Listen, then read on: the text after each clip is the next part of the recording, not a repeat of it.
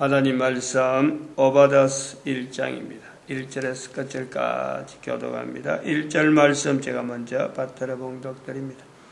오바다의 묵시라, 주 여호와께서 에돔에 대하여 이같이 말씀하시니라. 우리가 여호와께로 말미암아 소식을 들었나니 곧 사자가 열국 중에 보내심을 받고 이르기를 너희는 일어날지어다 우리가 일어나서 그로 더불어 싸우자 하는 것이니라. 오바다스입니다. 오바다스 마지막 절에 있는 21절 구원자들이 시온산에 올라와서 에스의 선을 심판하리니 나라가 여호와께 속하리라. 나라가 여호와께 속하리라.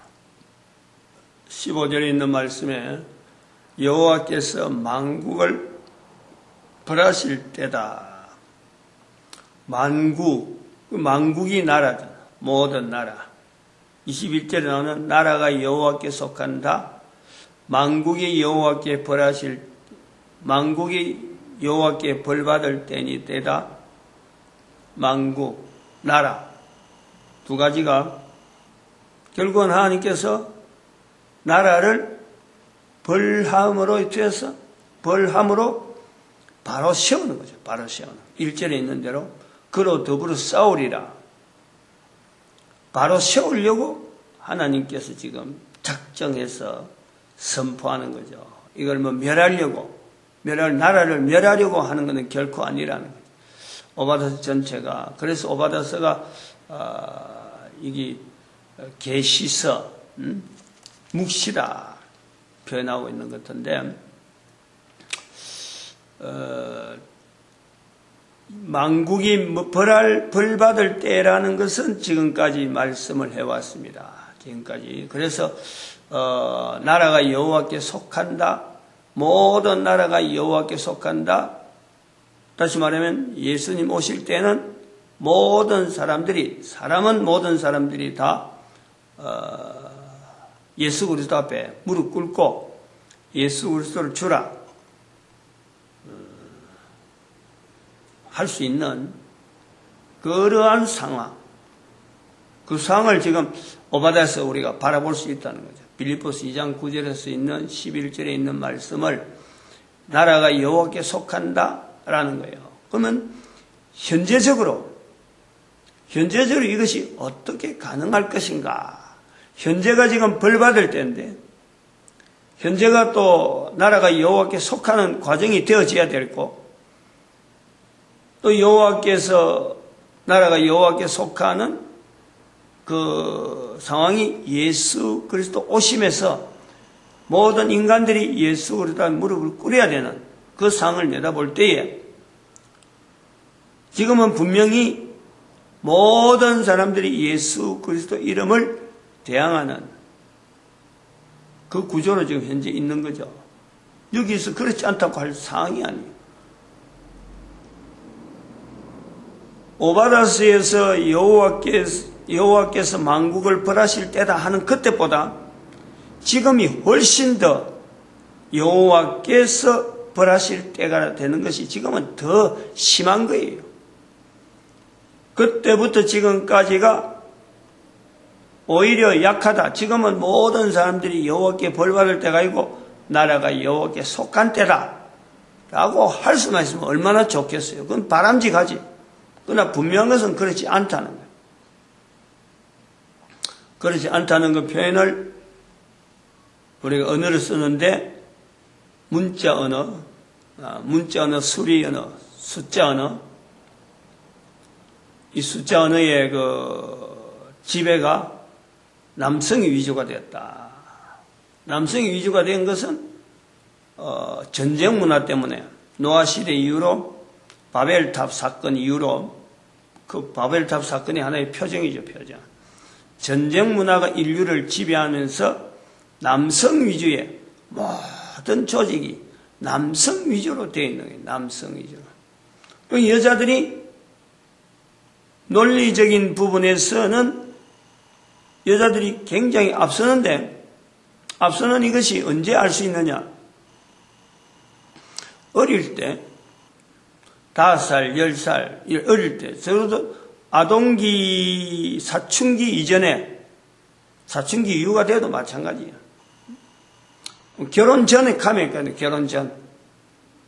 결혼하기 전까지만 해도 발달합니다. 아동기만 딱 보더라도 비교가 너무 되잖아요. 여자들이 어느 부분에 숫자적이든지 문자적이든지 언어가 훨씬 발달해요. 근데 이것이 학교 수업 들어가 버리면 학교 들어가면은 이게 차이가 나는 거예요. 문자는 그대로 여자들이 나오는데 숫자적으로 들어가면은 못하는 거예요. 차츰차츰 숫자 부분에서는 남자들이 앞선단 말이에요. 그러다가 나중에 결혼하고 이래 돼갖고 사회생활 들어가 버리면은 모든 곳에 모든 구조가 남성 위주로 되어 있는 거예요. 남성 위주로 사회가 조직이나 모든 관리나 모든 것이 남성 왜?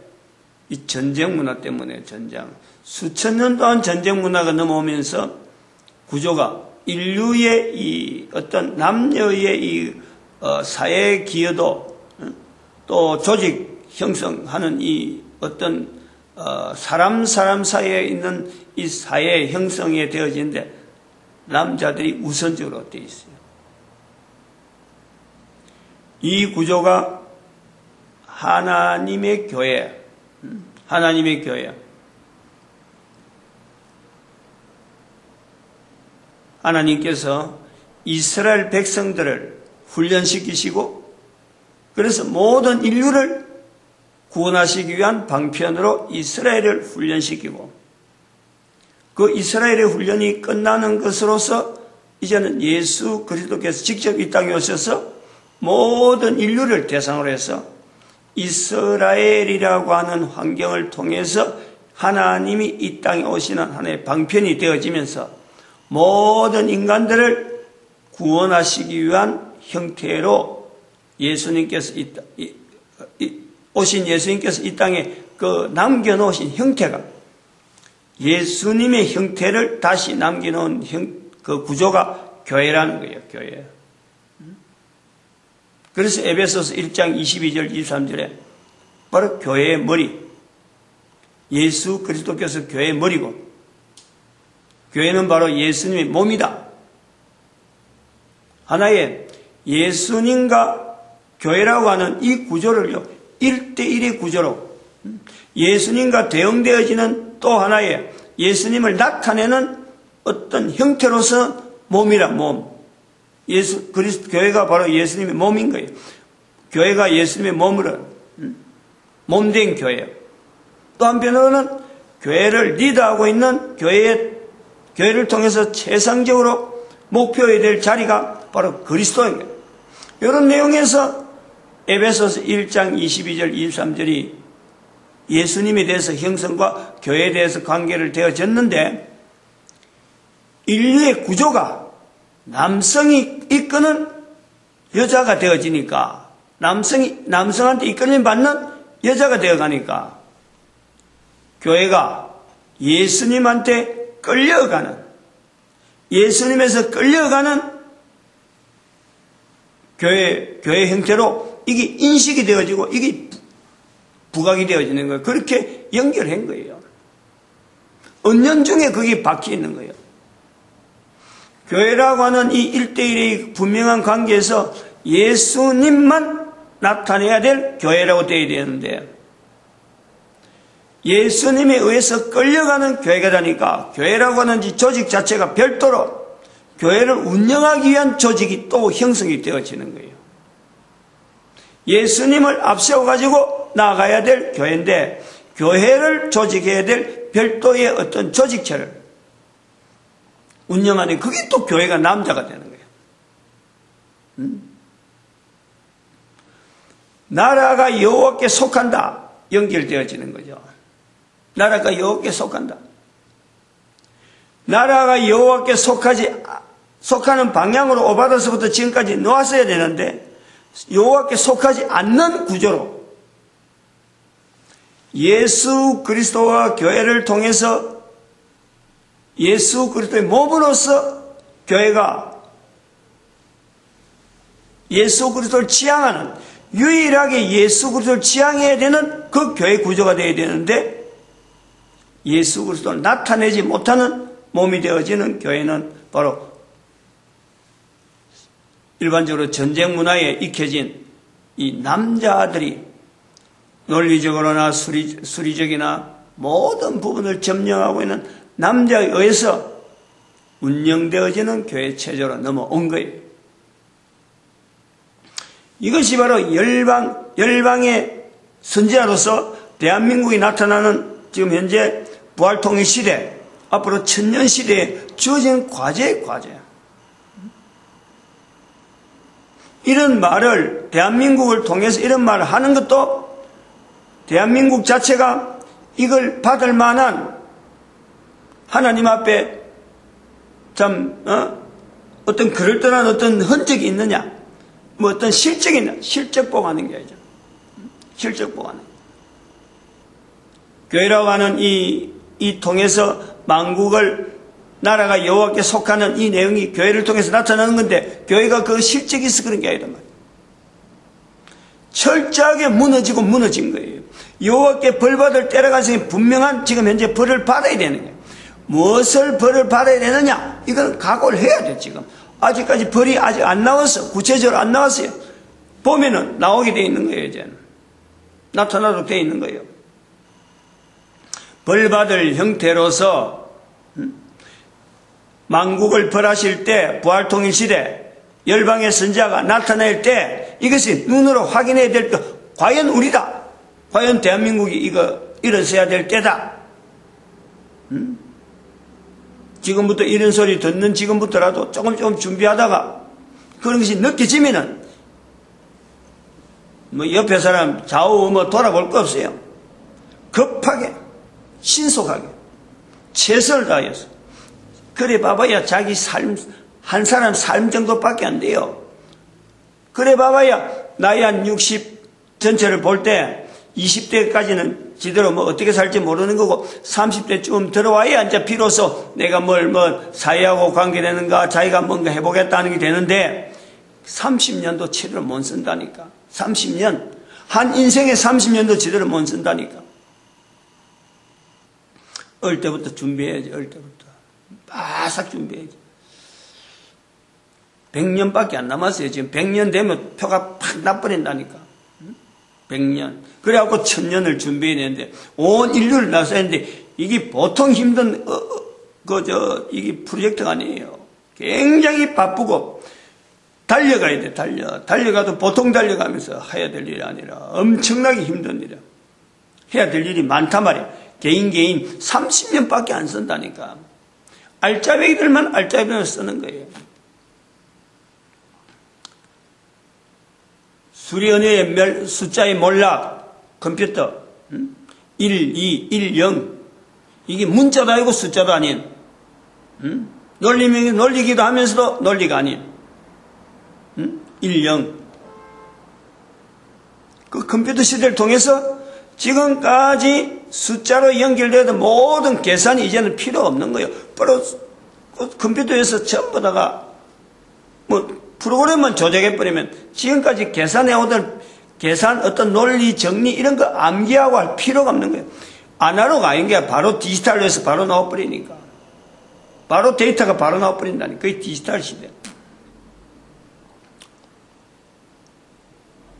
전기분포, 통계확률이 지금 모든 일에 그러니까 컴퓨터로 나와버리니까 이제 뭐 논리적인 거는 숫자적으로 막 복잡하게 계산할 필요 없이 적용 바로 시키면서, 이 적용이 디지털로 들어갔기 때문에, 디지털적인 데이터만 갖고 이제 들어갔기 때문에 이게 아날로그로 어떻게 나올 것인가, 이게 통계확률이라. 통계확률로 보는 거예요. 답이 없는, 정답이 없는 통계확률로 시대로 왔다. 세 번째, 여성들이 아기를 안 낳는다. 아기를 안 낳는다. 가면 갈수록 아기를 안 낳는다. 이거는 철저하게 남자와 여자 구조 속에서 여자들로 하여금 자기 자리를 떠나게 하는 거 아니에요. 여자들로. 아기를 안 낳는다는 것은 결국 인류의 감소, 인구의 감소하고 직결적이지, 직결. 강제적으로 낳지 마라. 그래 해도 낳던 것이 이게 악인데, 출사인데. 자손이 없어요, 지금. 차츰차츰 없어져요. 왜 없어지냐? 사회가, 경제활동이라든지, 또, 이런 거 가치관, 결혼관, 자녀를 양성해야 될 분명한 이유, 이게 없어지는 거예요. 한 개인이 태어나서 자녀를 양성해야 되고 자녀를 두어야 될 이유가 없는 거예요. 이유를 가지지 못하는 거예요. 동성연애, 이게 법적으로 국가가 법으로 말이죠. 동성연애를, 국가법으로 이걸 인정을 하고, 미국에도 몇 개 주는 이것도 인정하는 그 주가 있더라고. 동성연애 반대한다 하면서 교황이 독신으로, 수천간 교황이 독신으로 해갖고 모든 사람을 다스리는데 그게 영향이 없었겠느냐.